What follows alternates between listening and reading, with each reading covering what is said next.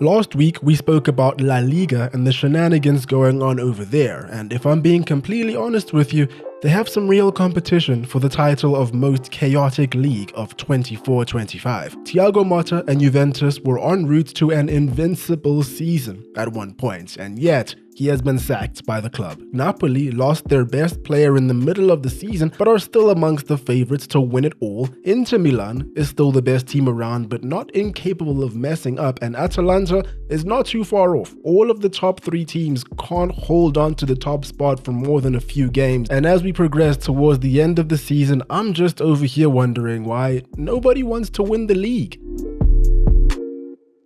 Hello, hope you're well. I'm well too, thanks for asking. Hope you've been enjoying your international break. Subscribe. We've been hit with the latest news indicating Serie A is looking to play official games and cup matches abroad in the very near future. This time, the US and India are being proposed. The reason, as is always the case here, is money, and it seems that the play is just to try and catch up to the money behemoth that is the Premier League and other larger leagues in the world. Plus, it also probably helps that about 9 out of 20 teams in Serie A are owned by American-based companies. The Super Cup has been held in Saudi Arabia over the past couple of years, and what that is just a competition between the winner and runner-up of Serie A and the winner and runner-up of the Coppa Italia from the previous year. However, it seems that the organizers from Saudi Arabia aren't too keen on hosting a competition of this nature if Inter Milan, AC Milan, Napoli or Juventus are not involved. Even as recently as last year, there were reports that organizers in Saudi Arabia were not happy with Fiorentina or Lazio being involved, as they were deemed to not be big enough. Next year, either Bologna or Napoli will be involved, and this has caused some debate again, with the Saudi delegation having similar apprehensions. Perhaps, a revolutionary, groundbreaking solution that I've just thought of myself right now, so if anyone uses it, please, you have to credit me. Maybe just hold the competition where all the fans are. I think that'll sell tickets.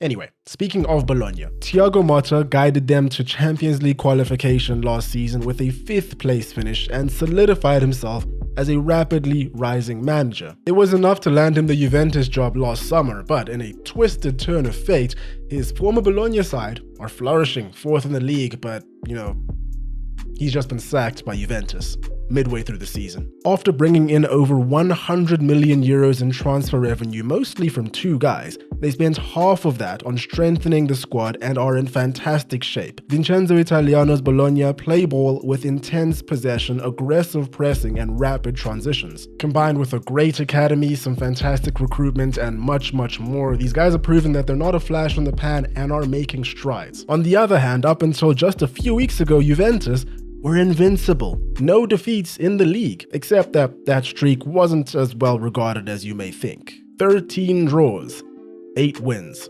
otherwise known as the Arsenal Special. That was a joke, by the way. It's just a joke. There was a lot of hope regarding the appointment of Motta. Fans were at their wits' end when it came to the managing style of Massimiliano Allegri. Too pragmatic, nowhere near dynamic enough. However, his approach was good enough to land Juventus in the Champions League spot, something that Thiago Motta hasn't really been able to achieve. The fortunes for the side did seem as though they were on the up at one point, with some really good wins and some really good stretches of good results. However, with back-to-back defeats right before the international break, trust in him seemed to have scuppered a little bit. Going out in the Champions League against PSV in pretty embarrassing fashion, and then out in the Coppa Italia against Empoli didn't do very well for his stock. Andrea Agnelli, club chairman, doesn't fire managers mid-season. He hasn't done so in 13 years, but this time, it seems it was just too much. The club has been pouring money into improvements, spending over 200 million euros on players in both the summer and winter windows of the season. Coop Miners, Douglas Luiz, all of them have come for hefty sums. None of them have done very much to change the fortunes of this great club as of yet. Even worse yet, a lot of the trusted players and leaders in Allegri's side have either been pushed to the side or pushed out of the club. Moise Kean was deemed surplus to requirement, and now he's the 2nd top scorer in the league with Fiorentina. Meanwhile, Dusan Vlahovic, who is the top earner in all of Italy with a reported salary of over 350,000 euros a week, has played 23 minutes of football in the last 3 games. Juventus did extremely poorly in Europe too, finishing 20th out of 36 teams in the Champions League, winning only 3 out of their 8 games. And then of course came their aggregate loss to PSV 4-3, which knocked them out. This was always going to be an erratic season for Juventus. Young squad in the league and a new manager while getting rid of several long-standing guys. And from the reactions and the results, it also seems like Motta had long lost the dressing room. The club released a statement thanking Motta for his work and confirmed that he will be replaced by Igor Tudor, a former Juventus player and manager who over the last 10 years hasn't managed to stay at a single club for more than 1 year. However, the optics may be deceiving here. We just have to wait and find out to see if it works out in the end. Gianpiero Gasperini has been with Atalanta for almost 10 years now, and before last season had come agonizingly close to glory on several occasions. 3 times Coppa Italia runner-up, 3 times finishing 3rd place in Serie A, 3 times in a row between 2019 and 2021, but all that seemed to change when last year they picked up the Europa League, becoming the only team to beat Xabi Alonso's Bayer Leverkusen. This year they are better than ever in the league. Top scorer Matteo Retegui has been the standout performer, leading the league with 22 goals. Contrary to popular belief, Ademola Lookman isn't actually that bad at penalties. He's only taken about 6 in his career, scoring 4 of them. However, his most recent miss against Club Brugge in the Champions League is what's probably burned into most people's memories right now. But he's been instrumental in propelling Atalanta up to the levels that they're at the moment. Plus, the only reason that he took that penalty was because the designated penalty takers above him asked him to do so. And this was actually a bit of a touchy episode, with Coach Gasperini calling Lookman the worst penalty taker that he's ever seen right to the press. Prior to the season, Antonio Conte was given an interesting offer. Napoli, a team whose star players were itching to leave, who had gone through 3 managers in the most recent year, a club president who has a love of the film industry and a disposition that probably indicates as much without knowledge of that fact. Nonetheless, he accepted, and as he had done when he went to Inter Milan, his first call was to the big man, Romelu Lukaku. He is a good guy, a good person. I'd put my hand in the fire for him, said Antonio Conte about Lukaku prior to him joining Napoli. I can open up to him on a personal level. We are so well prepared that you can't make mistakes. This responsibility is something I really enjoy. These things make you a winner, said Romelu Lukaku about Antonio Conte just a couple of months ago. There is love and respect between these two guys, regardless of what the detractors might say, and it seems that these two are continually repaying that trust in each other. Lukaku may not score all the time, he may not do what you as a supporter wants him to do all the time, but it seems that he's good at a couple of things, and Antonio Conte seems to be the best manager of any manager he's had so far at recognizing those things and unlocking them. Now, the second half of the season hasn't been too kind to Napoli, league leaders for the vast majority of the season, and don't get me wrong, still favorites to win the league depending on who you ask. However, this slump, it's coincided with a rather significant event. They sold their best player, Kvicha Kvaratskhelia, to PSG for 70 million euros in January. Not ideal for a title-chasing team. In the 9 games since he left the club, Napoli have won 3, drawn 5, and lost 1. 2nd place now.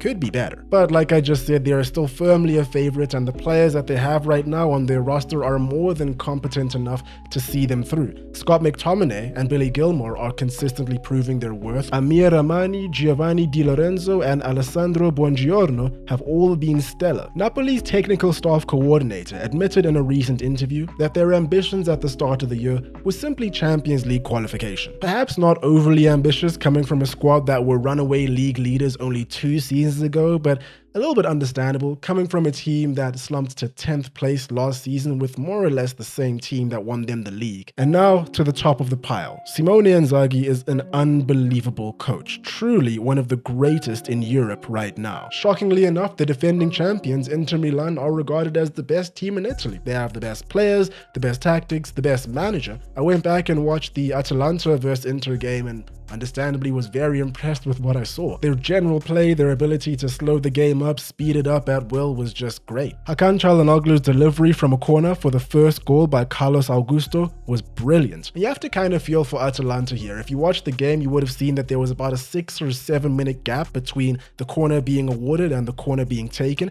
because someone in the crowd seemed like they needed some medical attention, and hopefully they got it and they're okay. But it's easy to switch off in situations like that, and it looked pretty easy for Inter to score that goal. As is customary for Inzaghi's Inter, the players are kind of just all over the place. You might see Marcus Thuram or Lautaro Martinez both in the midfield as a 2. You might see Acerbi and Bastoni playing as a striker, winger, or a midfielder at any point in the game. They might be, in Europe's top 5 leagues at the moment, the best definition of organized chaos. Watching the Atalanta defense dumbfounded at their movements overall was quite a sight. For example, here we have right wing back Denzel Dumfries as the striker, with striker Marcus Thuram over on the right midfield position. There was a really good ball on if Thuram acted a little bit quicker here, but he didn't. Here's later in the same match as Augusto and Jan Bisek are the furthest forward, leading the countercharge. Bisek came on for Dumfries due to injury. Both of these players are playing as wingbacks and nobody else on the team is even in frame. Something that always strikes me about this Inter Milan squad whenever I watch them, which admittedly isn't enough,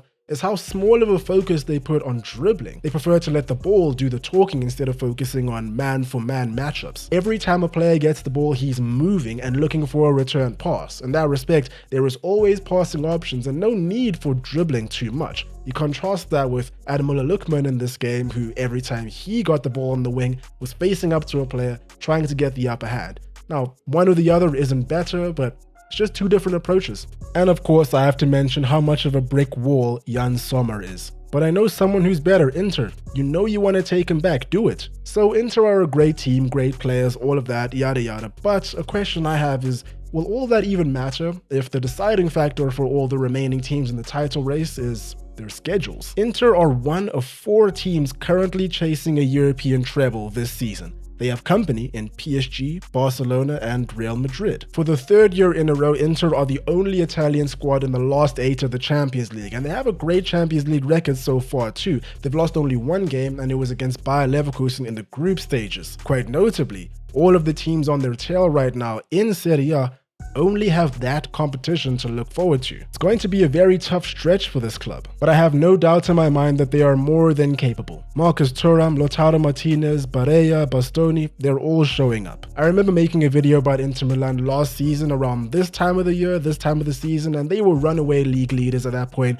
There was no doubt in anyone's mind that they were going to win. This time around, they're not as undeniably dominant, but there is still a lot to say about their form, especially their most recent form. None of the top 3 teams play each other for the remainder of the season, but that doesn't mean that all of them don't have hard matches ahead. The advantage is entirely with Milan. They've not dropped points to their closest competition at all, while the other 2 have gotten one over on each other once each. It's all set up quite nicely, but we'll have to wait and see if there are any further twists in the tale.